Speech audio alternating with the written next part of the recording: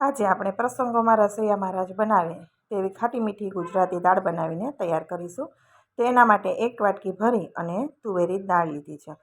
દાળની અંદર આપણે પાણી નાખી અને સરસ રીતે મસળીને ધોઈ લઈશું. જો તમારી પાસે સમય હોય તો અડધી કલાક માટે તમે પલાળીને રાખી દો, તો તમારે સીટીઓ ઓછી લગાવવી પડે. અને જો સમય નથી તો તમે તરત જ આ રીતે ધોઈ અને આપણે પાણી છે ડોળું એ કાઢી 4 થી 5 વખત સરસ ધોઈ દેવાની. તાજું પાણી થાય ત્યાં સુધી ધોઈ લેવાની અને ધોઈ અને પછી આપણે એને બાફવા માટે કુકરમાં નાખીશું. તો અહીંયા દાળ છે એ મેં ધોઈ લીધી છે, એકદમ ક્લીન પાણી થયું ત્યાં સુધી ધોઈ છે. હવે આપણે દાળને કુકરમાં ટ્રાન્સફર કરી દઈશું અને સાથે આપણે મેં પહેલેથી જ થોડા ગરમ પાણીમાં દાણા નાખી દીધા હતા, જેથી દાણાનો કલર છે છિલકાનો એ પાણીમાં જ છૂટી ગયો, એટલે આપણી દાળ છે લાલ થશે નહીં. જો ડાયરેક્ટ તમે દાણા નાખશો તો તમારી દાળ બફાતી વખતે લાલ થઈ જશે, પરંતુ ગરમ પાણીમાં થોડી વાર માટે રાખી દેવાના, જેથી દાણા છે પોતાનો કલર છોડી દેશે. સાથે આપણે એક નાનું ટમેટું છે એ સમારીને લીધું છે. ટમેટું બાફવામાં નાખવાથી દાળનો સ્વાદ વધી જાય છે. સાથે આપણે સ્વાદ પ્રમાણે મીઠું નાખી દઈશું અને હળદર નાખી દઈશું દાળના ભાગની. હવે આપણે એની અંદર પાણી નાખીશું. તો 1.5 ગ્લાસ ભરી અને આપણે એમાં પાણી નાખીશું. 1 વાટકી એટલે કે 1 કપ જેટલો દાળ થઈ. સાથે અડધી ચમચી જેટલું મેં તેલ નાખ્યું છે, જેથી ઉભરાય અને દાળ છે એ બહાર ના આવે. 1.5 ગ્લાસ આપણે પાણી નાખી અને કવર કરી દઈશું, મિક્સ કરી દઈશું. મિક્સ કરીને ઢાંકણ ઢાંકી દઈશું. ગેસની ફ્લેમ લો ટુ મીડિયમની વચ્ચે રાખવાની છે. વચ્ચે રાખી અને 4 વિસલ આપણે કરી દઈશું. પછી એનું પ્રેશર આઉટ ના થાય ત્યાં સુધી કુકર ખોલશું નહીં, કેમ કે કુકર છે સ્ટીલના સરસ જાડા તળિયાવાળા હોય છે, એટલે એની મેળે મેળે પણ સરસ બફાઈ જતી હોય છે. એટલે 4 સીટી થાય એટલે આપણે બંધ જ કરી દેવાની. હવે ઠંડુ થઈ ગયું છે, પ્રેશર નીકળી ગયા પછી હું ખોલું છું, તો તમે જોઈને જ આપણને ખબર પડી જાય કે દાળ એકદમ સરસ બફાઈ ગયેલી છે. હવે સીધું આપણે એમાં વિસ્કર લગાવી દઈશું, જેથી આપણી દાળ છે ને એકરસ થઈ જશે અને ટમેટાં પણ સરસ રીતે મિક્સ થઈ જશે. તો આ રીતે મિક્સ કરી દઈશું ને, દાણા નહીં તૂટે.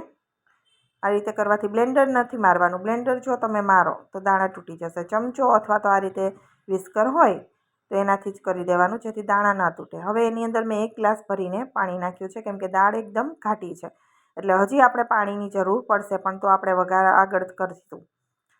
એટલે અત્યારે આપણે દાળ છે એ તમે જોઈ શકો છો હજી ઘણી ઘાટી દેખાય છે, પણ તો અત્યારે પાણી નહીં નાખીએ. હવે એની અંદર આપણે લીલા મરચાંની કટકી નાખી દઈશું. સાથે આપણે છીણેલું આદું નાખી દઈશું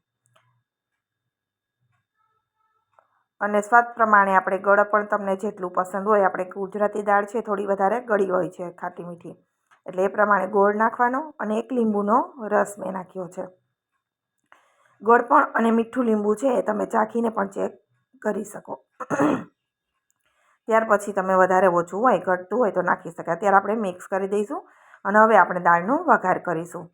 દાળના વઘાર માટે આપણે તપેલું કે પેન જે પણ વઘાર કરવો હોય એ ગેસ ઉપર રાખી દઈશું અને એની અંદર 1 મોટી ચમચી જેટલું તેલ નાખી દઈશું. ત્યાર પછી એમાં તમાલપત્ર, તજનો ટુકડો, લવિંગ અને બાદિયું બધી વસ્તુ આખા મસાલા નાખી થોડા મેથી દાણા નાખીશું. જે રસોઈયા મહારાજની દાળની સુગંધ હોય એવા જ આ વઘાર થશે ને એવી જ સેમ સુગંધ તમને આપણી ઘરની દાળમાં આવશે. રાઈ નાખી, રાઈ ફૂટવા લાગે ત્યાર પછી આપણે એની અંદર જીરું, મીઠા લીમડાના પાન અને 2 મરચાંના નાના નાના ટુકડા મેં કરીને નાખ્યા છે એ નાખી દઈશું.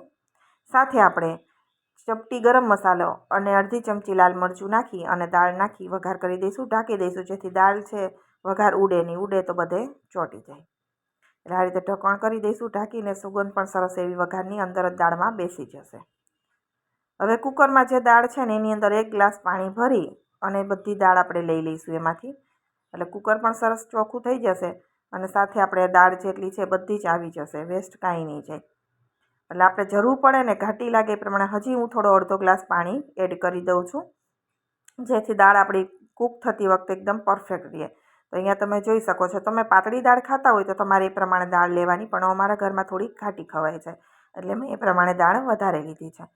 હવે સરસ આપણે એને 5 થી 6 મિનિટ માટે લો ટુ મીડિયમ ફ્લેમની વચ્ચે ઉકળવા દેવાની છે. જેટલી સરસ ઉકળીને ઘાટી પણ થશે અને સ્વાદ પણ એટલો જ સરસ આવશે. તો તરત વઘાર કરી 2 ઉભરા આવે ને બંધ કરવાનું નથી. 5 થી 6 મિનિટ માટે તમારે સતત ચલાવતા રહેવાનું છે. જો તમને મારી રેસીપી પસંદ આવી હોય તો વિડીયોને લાઇક અને શેર જરૂરથી કરજો અને મારી ચેનલ ઉપર નવા હો તો ચેનલને સબસ્ક્રાઈબ કરી દેજો અને ફેસબુક પરથી જોઈ રહ્યા હોય તો ફેસબુક પેજને ફોલો કરી દેજો, જેથી રોજ નવા વિડીયોના નોટિફિકેશન તમને મળતા રહેશે. અને આ રીતે દાળનો વઘાર કરી અને દાળને આ રીતે 5 થી 6 મિનિટ આપણે ઉકાળ્યા પછી તમે એનો સ્વાદ ચાખજો. તમને જેવો પ્રસંગોમાં તમે દાળ ખાવ ને એવી જ દાળ તમારી ઘરે બનીને તૈયાર થશે. તમે ચોક્કસ મને યાદ કરશો કે એટલી સરસ દાળ બનીને તૈયાર થશે. તો અહીંયા હવે આપણી દાળ છે ને એ સરસ એવી તૈયાર થઈ ગઈ છે, ઉકળીને ઘાટી પણ છે, તમે જોઈ શકો છો, અને કૂક થઈ ગઈ છે, બધી સરસ રીતે મસાલા બધું બરાબર છે.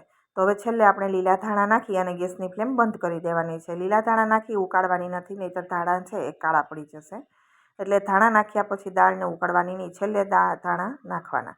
તો તમે જોઈ શકો છો એકદમ સરસ એવી આપણે જોઈને ખાવાનું મન થાય ને એવી મસ્ત આપણી દાળ બનીને અત્યારે તૈયાર થઈ ગઈ છે.